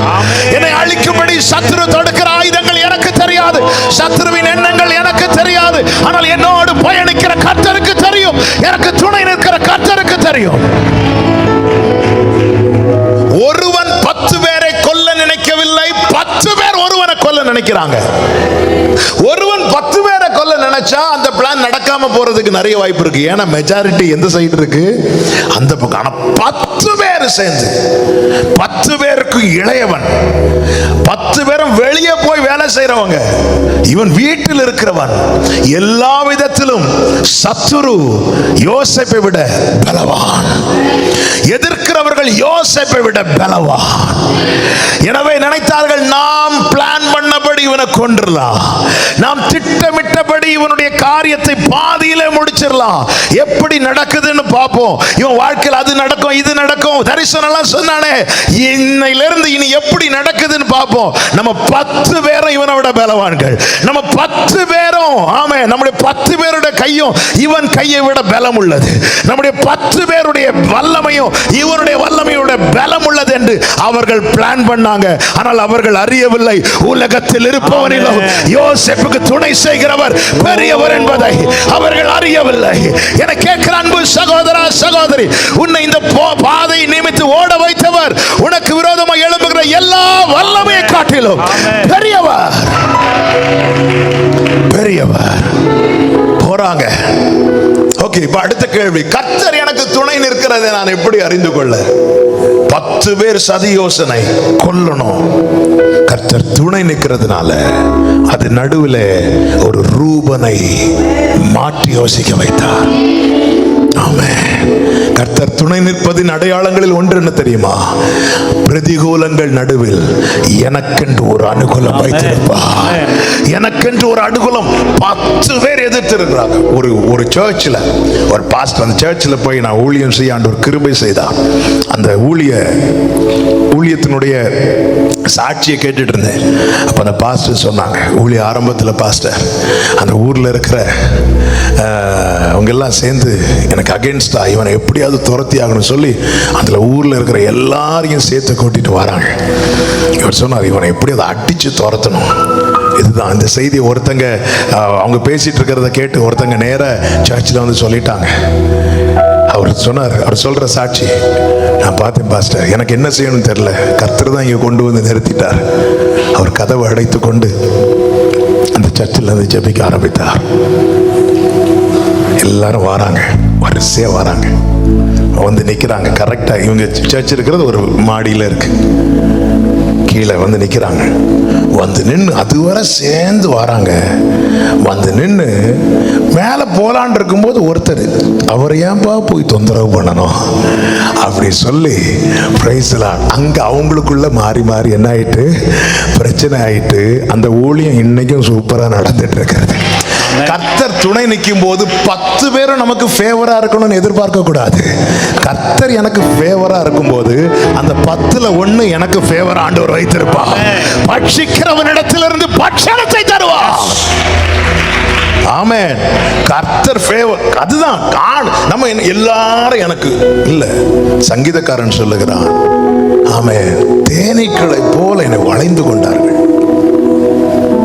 எனக்கு அனுகூலம் பண்ணுகிறவர்கள் நடுவில் கர்த்தரின் பட்சத்தில் இருக்கிறார். கர்த்தர் கூட இருக்கிறார்னா நான் போற இடத்துல எல்லா அதிகாரிகளும் என்னை முறைச்சு பார்த்தாலும் அதுல ஒரு அதிகாரி கண்ணில் எனக்கு தயவு கிடைக்க பண்ணுவான். எல்லாரும் எனக்கு நோ சொன்னாலும், ஒரு காரியத்துக்காக ஒரு ஆபீஸ் போறோம், எல்லாரும் நோ சொன்னாலும் அதுல ஒருத்தங்க என்ன கூப்பிட்டு வாங்க சார் கூப்பிட்டு செய்ய வைப்பார். கர்த்தர் அனுகூலம், கர்த்தர் கூட இருக்கும்போது 10 பேரும் எனக்கு ஃபேவரா இருக்கணும்னு சொல்லிட்டு நம்முடைய ஜெபம் எல்லாமே வித்தியாசமா இருக்கு. அப்படி அல்ல, நீங்க எனக்கு ஃபேவரா இருக்கிறீங்க ஆண்டவர், எனக்கு அது நீங்க எனக்கு ஃபேவரா இருக்கிறீங்க. ஆண்டவர் நல்லவருங்க. அவன் அவங்க 10 பேரோட யோசனை என்ன, இவனை கொல்லணும். ஆனா முடியாது. நான் இப்படி சொல்ல விரும்புகிறேன், எத்தனை முறை சாத்தான் உன்னை வீழ்த்த நினைத்தான், உன் கதையை முடிக்க சதி யோசனை பண்ணியும் ஏன் நீ இன்று வாழ்ந்து கொண்டிருக்கிறாய் தெரியுமா? தரிசனம் இன்னும் நிறைவேற வேண்டி இருக்கிறது. குறித்த காலத்துக்கு என்று தரிசனம் வைக்கப்பட்டிருக்கிறது. கைகளை தட்டி ஆண்டவருக்கு மகிமை. குறித்த காலத்துக்கு தரிசனம் வைக்கப்பட்டிருக்கிறது. ஆமென். இப்போ பிளான்லாம் மாறுது. காரணம், ஒருத்தர் ஃபேவர் பண்ண ஆரம்பிச்சிட்டான். ரூபனுடைய ஆசை என்ன? அப்பா கிட்ட எப்படியாவது கொண்டு போயிடணும். அந்த ஆசை நடக்காது ரூபன், அந்த ஆசை நடக்காது. ரூபனுடைய ஆசை நல்ல ஆசையா கெட்ட ஆசையா? நப்பாசையா? என்னது? நல்ல ஆசை இல்ல, அந்த ஆசை நடக்காது. எது தேவையோ அது நடப்பிக்க தான் தேவன் கூட இருக்கிறார். நம்முடைய ஆசையெல்லாம் நடப்பிக்கிறதுக்கு அல்ல. சரி, யோசேப்புடைய ஆசை என்ன? யோசேப்புடைய ஆசை எதுவா இருந்திருக்கும்? சீக்கிரம் இந்த மீட்டிங் முடியணும்னா எப்படியாவது அப்பா கிட்ட போகணும். அந்த ஆசையும் நடக்காது. நம்ம கூட நம்ம நேசிக்கிறவங்க கொஞ்சம் பேர் இருப்பாங்க, அவங்களுக்கு நம்மை குறித்து சில ஆசைகள் இருக்கும். இவங்க அப்படி இருக்கணும், இப்படி இருக்கணும். நடக்காது. கூட இருக்கிறது, ஆமே, நான் பிறக்கு முன்னமே என்னை குறித்து ஒரு திட்டத்தை வைத்திருக்கிறேன். ரூபன் ஆண்டவர் வச்சிருந்தார். யோசேப்பு வாழ்க்கையில ரூபனுக்கு ஒரு ரோல் இருந்துச்சு. என்ன ரோல்? இவன் காக்கப்படணும். குழியில என்ன சொன்னாங்க? குழியில தூக்கி போட்டுடலாம். ரூபன் என்ன பிளான் என்னன்னா, மூத்தவன், அதனால கொஞ்சம் கழிச்சு எல்லாம் கோபத்தை தணிவாங்க, நம்ம தம்பியை தூக்கிட்டு திருப்பி வீட்டுக்கு போயிடலாம். ஆனா ரூபன் அந்த இடத்துல இருந்திருப்பான், ஆனால் இதுதான் நடந்திருக்கும். எனவே ரூபனுடைய ரோல் முடிஞ்சதும் ரூபன் அங்கிருந்து மாத்திட்டார். நீங்க படிச்சீங்கன்னா தெரியும், ரூபன் அங்க இல்ல. இஸ்மவேல் இருக்கு. யோசேப்பு விற்கப்படும் போது ரூபன் அங்கே இல்லை. ரூபன் அங்கே இருந்திருந்தால் அவன் சம்மதித்திருக்க மாட்டான். அவன் அப்படி நிச்சயமா, ஏன்னா மூத்தவன் இல்ல, அண்ணன் இல்ல, சொன்ன கேட்டுதான் ஆகணும். அவனுடைய யோசனைக்கு எல்லாரும் கொல்லணும்னு நினைச்சப்போ ரூபன் முடியாதுப்பா, அவனை தூக்கி கிணத்துல போடணும். அத்தனை பேரும் 9 பேரும் சரண்டர் ஆயிட்டாங்க, மூத்தவர் சொல்லிட்டாருன்னு சொல்லிட்டு. அப்ப அந்த இடத்துல ரூபனுடைய எண்ணம் என்ன? இவனை எப்படியாவது அப்பா கிட்ட கொண்டு போகணும். அப்ப ரூபன் அந்த இடத்துல இருந்திருப்பான்னா மீண்டும் அவனை தகப்பனிடத்துல கொண்டு போயிருப்பாங்க. ரூபனுக்கு ரோல் முடிஞ்சது, ரூபன் இல்ல. இதைதான் நான் சொன்னேன், எல்லாருக்கும் எப்பொழுது நம்மோடு இருக்க தேவன் அனுமதிக்க மாட்டார். தேவ திட்டம் நிறைவேற்ற தேவனே கூட இருப்பார். ரூபனுக்கு ரோல் முடிஞ்சிட்டு சொல்லிட்டு இப்ப ரூபன் போயிட்டார். ரூபன் எங்க போனார்னு தெரியல. திருப்பி அவன் வந்து பார்க்கும்போது யோசேப்பு இல்ல. அப்ப ரூபன் இஸ்மவேலுக்கு யோசேப்பு விற்கப்படும் போது ரூபன் அங்கே இல்ல. ரூபனுக்கு ரோல் முடிஞ்சது ஆண்டவர் மாத்திட்டார். சிலரை கூட இருந்துட்டு ஆண்டவர் சிலரை ஒதுக்குவார். இந்த பாதையில ரூபனுடைய ரோல் முடிஞ்சிட்டு. அடுத்து யூதா. 9 பேர். ரூபன் அல்ல, அடுத்து 9 பேர். இந்த 9 பேருக்கும் யோசேப்பை கொல்லணும். அது நடுவில் இருக்கும்போது தான் அனுகூலம் பண்ணுகிறவர் கர்த்தருங்க. ஒருவேளை யோசேப்பு நினைச்சிருப்பான், அண்ணன் ரூபன் மட்டும் இருந்திருந்தா, அந்த ரூபன் அண்ணன் மட்டும் இருந்திருந்தா. இல்லப்பா, இது நடுவில் நான் உனக்கு அனுகூலம் பண்ண ஒரு யூதாவை வச்சிருக்கிறேன். ஹல்லேலூயா. எனக்கு அனுகூலம் பண்ணுகிறவர்கள் நடுவில் கர்த்தரின் பட்சத்தில் இருக்கிறார். ஆமென் சொல்லுங்க பார்க்கலாம். ஆமென். நம்முடைய வாழ்க்கையில ஒவ்வொருவருக்கும் ஒரு ரோல் வைத்திருக்கிறார். ஒவ்வொருவருக்கும் ரோல் வைத்திருக்கிறாருங்க. அந்த டைமுக்கு இருப்பாங்க. அதுக்கப்புறம்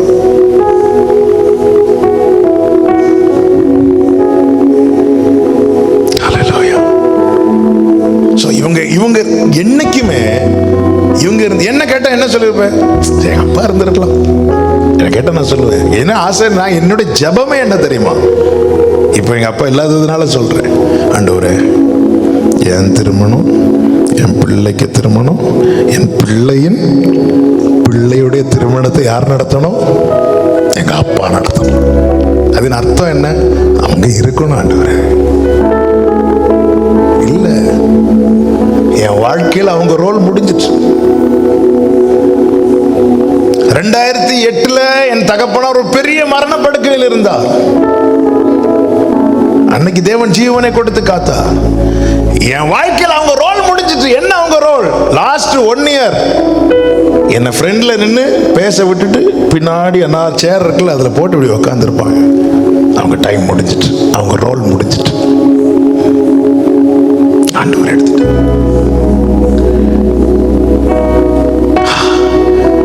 யோசேப்பு சொல்லிருக்கல, அந்த ரூபன் மட்டும் இருந்திருந்தா என்ன வித்திருக்க மாட்டாங்களே. யோசேப்பு, நான் இன்னைக்கு செய்யறது உனக்கு தெரியாது, நாளைக்கு நீ இதை சாட்சியா சொல்லுவ. நான் இன்னைக்கு செய்யறது உனக்கு புரியாது, நாளைக்கு நீ சாட்சியா சொல்லுவ. இன்னைக்குள்ள செய்தி நான் சொல்ல வேண்டிய பாயிண்ட் இதுதான் மெயின். நம்ம லைஃப்ல நம்மளை ஓட வைக்கிறவர் நமக்கு அனுகூலம் பண்றதுக்கு ஒவ்வொருத்தரை வைப்பார். அதே வேளையில அவங்க ரோல் வரைக்கும் தான்.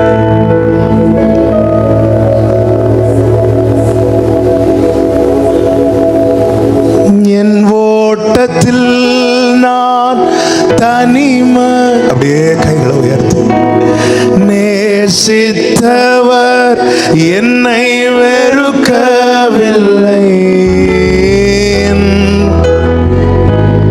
நான் தனிமை,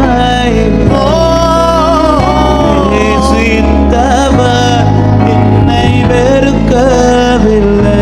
ஆமென். தகப்பன் வீட்டில் கொண்டு சேர்த்திடுவார், தகப்பன் வீட்டில் கொண்டு சேர்த்திடுவார். நம்புவேன்,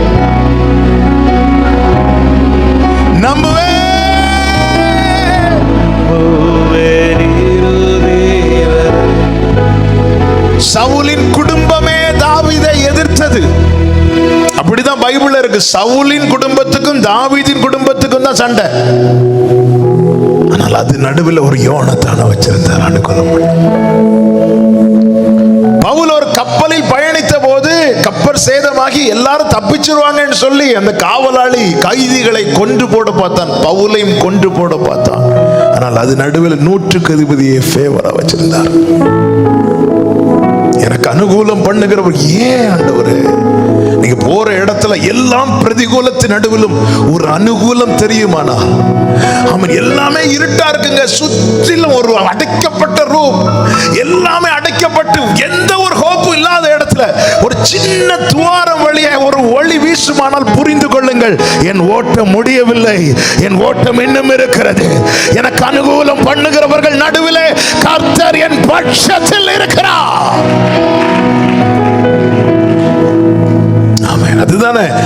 புலம்பல்ல இருக்கு, நம்பிக்கை உண்டாக தன் மூக்கை தூளிலே விழுந்துவானாங்க. அந்த ஒரு சின்ன ஒரு தூசில இருந்து கூட உனக்கு நம்பிக்கை உண்டாக ஆண்டவருக்கு முடியும். மணலை பாருன்ட்டார், மண்ணை காட்டி கொடுத்துட்டாரு. இல்ல, நம்பிக்கைக்கு இடமே இல்லையா? நம்பிக்கைக்கு இடம் உண்டாக புலம்பல்ல இருக்கு, மூணுல இருக்கு. ஒரு சின்ன ஒரு தூசினா எவ்வளவு தாங்க இருக்கு? ஒரு சின்ன பொட்டு இல்ல, சின்ன டாட். அது அடையாளப்பா. ஒரு சின்ன ஹோப் இருக்கு. 99.9% எனக்கு நம்பிக்கை இல்லை, ஆனா 0.1% அந்த நம்பிக்கை என்னும் தீபம் அப்படியே அங்கே அசையுது, ஆனாலும் எரியுது. இந்த ஆண்டுக்குள்ள எதை காட்டுது தெரியுமா? யோசேப்பே, நீ சாக கூடாதுன்னு தான்ப்பா இந்த கிணத்தையே நான் ட்ரை ஆக்கி வச்சிருந்தேன். ஹல்லேலூயா. தண்ணீர் இல்லாத குழி எப்படி உண்டாச்சு? சகோதரர்கள்லாம் தண்ணீர் எல்லாம் எடுத்து வெளியே ஊத்திட்டு அப்படியா? இல்ல, சகோதரருக்கு கோபத்துக்கு தண்ணீர் மட்டும் இருந்தா அதுலயே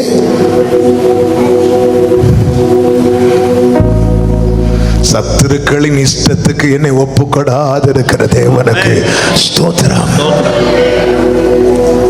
யோசேப்பு வெட்கப்படுகிறான். ரூபன் ரோல் முடிஞ்சது, ரூபன் போயிட்டான். யூதா ரோல் முடிஞ்சது, யூதா போயிட்டான். இப்போ யோசேப்பு நேரா போகிறான்.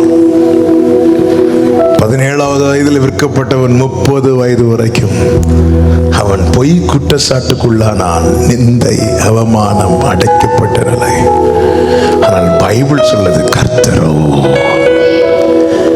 அப்போ அவனுக்கு அகைன்ஸ்டா பொய் சாட்சி சொல்லும் போதும் கர்த்தர் யார் கூட தான் நிற்கிறார்? யோசேப்பு கூட. இது மட்டும் யோசேப்பு தெரிஞ்சிருது. ஆண்டவர் ஒரே ஒரு அடி கொடுங்க ஆண்டவர், வாயிலே ஒரு அடி கொடுங்க ஆண்டவர். எப்படி பச்சையா போய் சொல்றாங்க.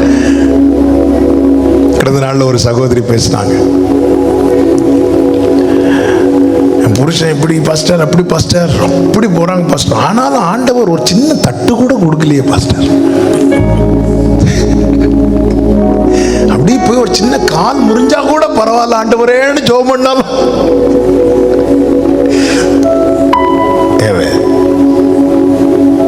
யோசேப்பை குழியில தூக்கி போடும் போதும் கர்த்தர் யோசேப்போட இருந்தார்.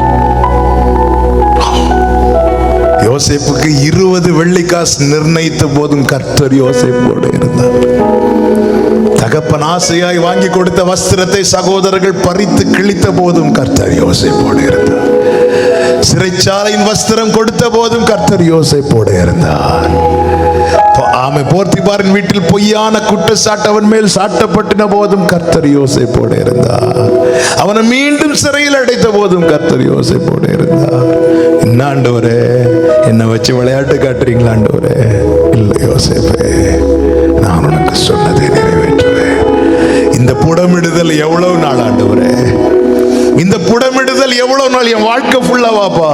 இல்ல, கர்த்தருடைய வார்த்தை நிறைவேறும் அளவா. இது நிறைவேறும் போது நீ என்னென்ன துன்பத்தை கண்டாயோ அதற்கு பதிலாய் உன் கண்கள் இன்பத்தை காணும்படிக்கு என் ஆண்டவர் கிருபை செய்வார். நிறைவேறது வரைக்கும் தான். அப்படி என்றால் புடமிடுதல் அதிகரிக்கிறதா? புரிந்து கொள்ளுங்கள், வார்த்தை நிறைவேறும் வேளை வந்துவிட்டது.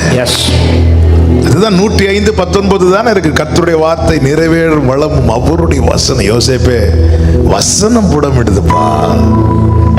நீ என்ன நினைச்சிட்டு இருக்கிற? சகோதரர்கள் செய்யறாங்க, அவங்க செய்யறாங்க, இவங்க செய்யறாங்க. இல்ல, அவங்க நினைச்ச மாதிரி நடந்திருக்கும்னா நீ கிணத்திலே அவுட்டு. வசனம் உன்னை புடமிடுதுப்பா.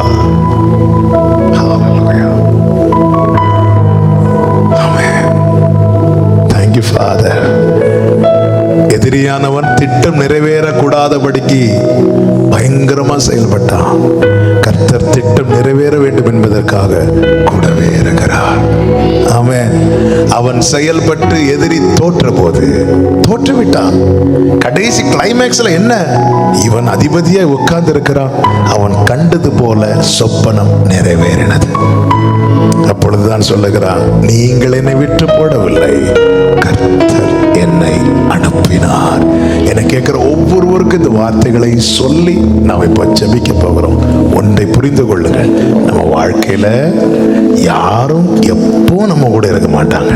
ஒவ்வொருத்தருக்கும் ஒரு ரோல் இருக்கிறது. ஆனா கடைசி வரை நம்மோடு இருந்து நம்மை நடத்துகிறவர் நம் ஆண்டவராகிய இயேசு கிறிஸ்து மட்டுமே. எனவே யாராவது எதிர்த்து பேசினாலோ பொய்யான குற்றச்சாட்டு காட்டினாலும் பாருங்க, அந்த ரூபனுடைய ஆசை பையனை திருப்பி கொண்டு போயிடணும். ஆனா அந்த ஆசை நடக்க தேவன் அனுமதிக்கவில்லை. நம்முடைய சில ஆசை விருப்பங்களை கூட தேவன் அனுமதிக்காத காரணம் என்ன தெரியுமா? சில சொல்லுவாங்க, இவங்க மட்டும் இருந்திருந்தா இப்ப இருந்திருக்கணும், இப்ப இருந்திருந்தா எங்க நிலைமையே வேற, அப்படி வேற ஆயிடக்கூடாதுன்னா ஆண்டவர் அப்படி கொஞ்சம் கொஞ்சமா அப்படி இல்லை, அவர் இருக்கிறார். எப்பொழுதும் துணை அவரே, என்னாலும் நடத்துபவர் அவரே. ஆண்டவர் இதுவரை கொண்டு வந்துட்டாரா? பலப்படுத்துவார், நிறைவேற்றுவார், பாதுகாப்பார், பலப்படுத்துவார், நிறைவேற்றுவார். எங்கே கொண்டு போகும் வரை அவர் கூட இருப்பார் தெரியுமா? பரம ராஜ்யத்தை அடையும் வரைக்கும். நல்ல கரங்களை தட்டி தேங்க்யூ ஃபாதர். யோசேப்பு எகிப்துக்கு போனான். தேவன் குறித்த நாளிலே தேவன் அவனை உயர்த்தி வைத்தார். யாரும் என் கூட இல்லை, எல்லாரும் கைவிட்டாங்க, கர்த்தரோ எனக்கு துணை நின்றார். எல்லாரும் கண்களை மூடி ஆமென் தேங்க்யூ ஃபாதர். அப்படியே ஒரு 2 நிமிஷம் முழங்கால் போட முடிஞ்சா முழங்கால் போட. இந்த ஒரு பாடலை யாக்கோபின் தேவன்.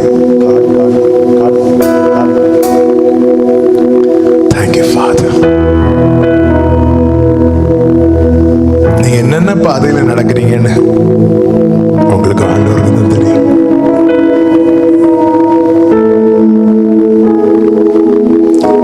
பைபிள்ல ஒரு வசனம் இருக்கு, எனக்கு ரொம்ப என்னை பலப்படுத்தின வார்த்தை. இந்த ஊழிய ஆரம்பத்துல எல்லாம் ஆண்டவர் பேசி பேசி பலப்படுத்தின வார்த்தை. கழுகு தன் கூட்டை கலைத்து தன் குஞ்சுகளின் மேல் அசைவாடி தன் செட்டைகளை விரித்து அதை உயர எடுத்துக்கொண்டு போவது போல கர்த்தர் ஒருவரே அவனை வழி நடத்துகிறார். அதற்கு அர்த்தம் என்ன? கழுகு தன் கூட்டை கலைக்குது. அந்த கூட்டை கட்டினது யாரு? கழுகுதான். ஏன் கலைக்குது தெரியுமா? அந்த குஞ்சுகள் வளர ஆரம்பிச்சிச்சு. கூட்டை கலைச்சு அதை தெருவில் விடல, அதை விட உயரமான இடத்துல. இவ்வளவு நாள் தங்கியிருந்த கூட்டை கலைக்கும் போது வேதனை இருக்கதான் செய்யும். ஆனால் அப்படி கலைக்கிறது அடுத்த லெவல்ல கொண்டு போய் விடுவதற்கு.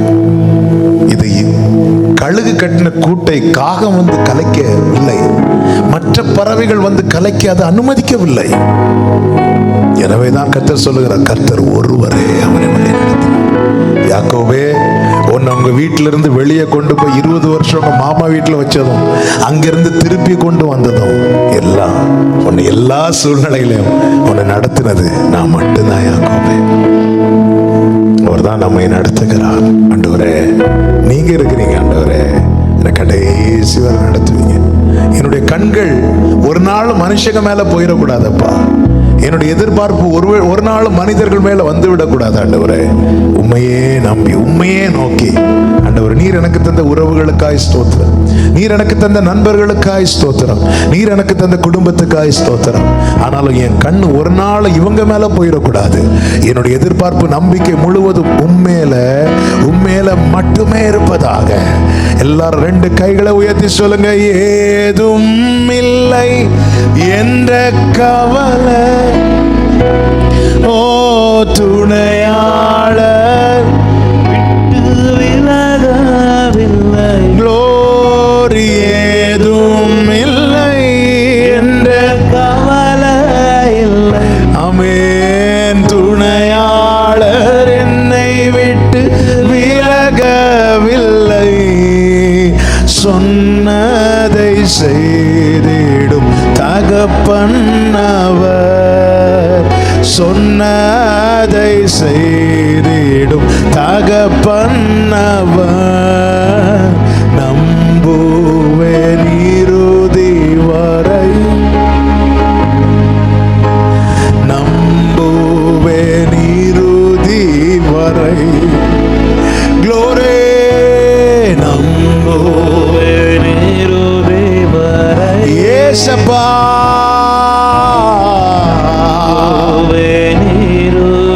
அப்படியே கைகளை உயர்த்தி சொல்லுங்க. என் ஓட்டத்தில் நான் தனிமை இல்லை, என் ஓட்டத்தில் நான் தனிமை இல்லை. ஆமென். நேசித்தவர் என்னை வெறுக்கவில்லை. நோட்டத்தில் நான் தனிமையில் என்னை வெறுக்கவில்லை.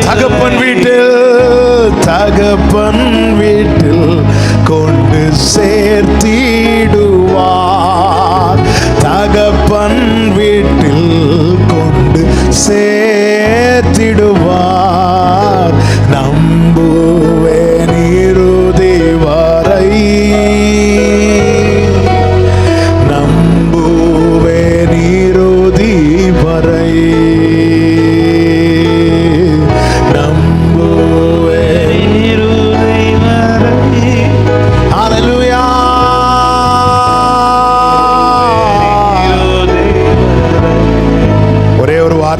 சொல்லி நான் அப்படியே ஜெபிக்கிறேன். யாக்கோபு தன்னுடைய கடைசி நாட்களிலே பிள்ளைகள் எல்லாம் தன் பக்கத்தில் அழைக்கிறான். 12 பிள்ளைகளும் யாக்கோபை சூழ்ந்திருக்கும் போது ஒவ்வொருத்தரையா ஒவ்வொன்றாய் சொல்லி பிளஸ் பண்றான். பிளஸ் பண்ணிட்டு அவன் என்ன கொஞ்ச நேரத்தில் யாக்கோபு கண்ணை மூட போறாப்புல. யோசேப்பை பக்கத்தில் அழைத்து என்ன சொன்னார் தெரியுமா? ஆதியாகமம் 49:25 கவனிங்க. உன் தகப்பனுடைய தேவனாலே அப்படி ஆயிற்று. அவர் உனக்கு துணை இருப்பார். அவர் உனக்கு துணையா இருப்பார். அதன் அர்த்தம் என்ன? யோசேப்பே, உன் கடைசி வரை எனக்கு இருக்கணும்னு ஆசைப்பா. இல்ல, எனக்கு முடியாது. நான் இன்னும் கொஞ்ச நேரத்தில் கண்ணு மூட போறேன். ஆனா உனக்கு நான் ஒரு காரியத்தை கேரண்டி. என்ன? எங்க அப்பா ஈசாக்கு அவருடைய கடைசி வரை தான் என் கூட இருந்தார். ஆனால் ஈசாக்கின் தேவன் என் கடைசி வரை என் கூட இருக்கிறார். அதே போல எனக்கு யோசேப்பே என் கடைசி வரை தான் உன் கூட இருக்க முடியும். ஆனால் என்னுடைய தேவன் உன் கடைசி வரை, உன் தலைமுறையின் கடைசி வரை, அடுத்தடுத்த தலைமுறைக்கும் அவர் உனக்கு துணையா இருப்பார். ஒரு தகப்பன் தன் பிள்ளைக்கு கொடுக்கிற நம்பிக்கை இதுதான். அவர் உனக்கு துணையா இருப்பார். ஆமென். அவர் உனக்கு துணையா இருப்பார்.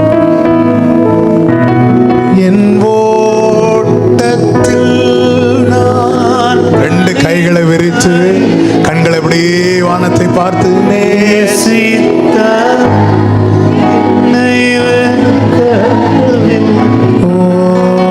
தகப்பன் வீட்டில் கொண்டு நம்புவேன். அப்பா நம்புவேன்.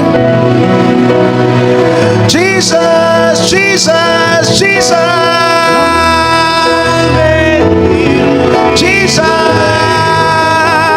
Jesus, Jesus. நம்புவே இயேசுவை.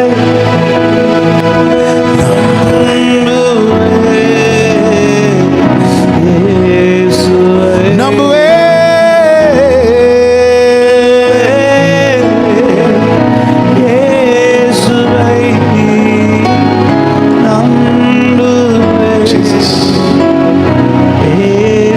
அப்படியே அவங்க வலது கரத்தை உயர்த்தி இடது கரத்தை இருதயத்தில் வச்சு சொல்லுங்க, நீங்க என்ன விட மாட்டீங்க ஆண்டவரே. அவங்க இல்லை இவங்க இல்லைன்னு சொல்லிட்டு நான் கம்ப்ளைண்ட் தான் வச்சேனே தவிர நீங்க இருக்கிறீங்கன்னு சொல்லி நான் துதிக்கவே இல்லையா ஆண்டவரே. அவங்க இல்லை இவங்க இல்லைன்னு சொல்லி நான் நிறைய கம்ப்ளைண்டா வச்சேனே தவிர நீங்க இல்லையேன்னு சொல்லி நான் துதிக்காம விட்டுட்டேன். இந்த பயணத்தை துவங்கினது ஆண்டவர். உறவுகள் எல்லாம் பாதி வழியில வந்து இணைந்தார்கள். நீர் ஒருவரே என்னுடைய பயணத்தின் ஆரம்பமும் முடிவுமாய் இருக்கிறேன். நீர் ஒருவரே சொல்லுங்க. அந்தியம் வரே ஆச்சுடுமதி இயேசு என்றே கூடமதி. அந்தியம் வரே சுடுமதி இயேசு എൻ്റെ കൂടെ മതി. യേശുവിൻ കൂടുള്ള യാത്ര ആനന്ദമേ. ആ മാറോട് ചേർന്നിരുന്ന ഭയമില്ലയേ. യേശുവിൻ കൂടുള്ള യാത്ര ആനന്ദമേ. ആ മാറോട് ചേർന്നിരുന്ന ഭയമില്ലയേ. അൻപേറുന്ന കൈകളാൽ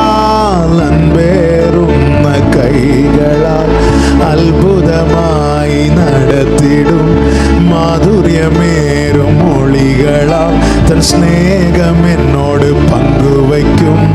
ഒറ്റയ്ക്കു വിടുകയില്ല, മടുത്തു മാറുകയില്ല.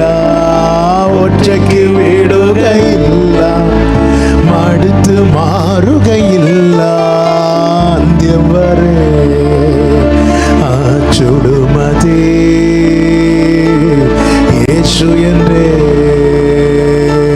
കൂടെ മതി. അന്ത്യം വരെ ആ ചുടുമതി.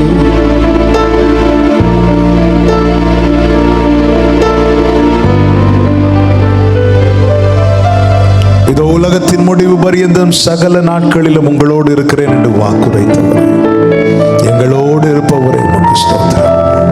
நீர் துணை நின்று எங்களுக்கான நியமித்த ஓட்டத்தை நாங்கள் ஓடி முடிக்க எங்களை பலப்படுத்துவீர். ஆண்டவரே, எதிர்த்து வருகிற சத்துருவின் கையிலிருந்து எங்களை விடுவிப்பீர். ஆண்டவரே, அந்த பரமராஜ்யத்தை அடையும் மட்டும் நீர் எங்களோடு இருப்பீர். அதற்காக உமக்கு ஸ்தோத்திரம். ஆண்டவரே, வேற யாருக்கும் இப்படி இருக்க முடியாதப்பா. நீ தந்த நல்ல வார்த்தைகளுக்காய் ஸ்தோத்திரம். உடைய பிள்ளைகளை சமாதானத்தோடு அனுப்பும். கர்த்தர் துணை உண்டு என்கிற நம்பிக்கையிலே தைரியமாய் முன் செல்ல உடைய பிள்ளைகளுக்கு கிருபை செய்யும்.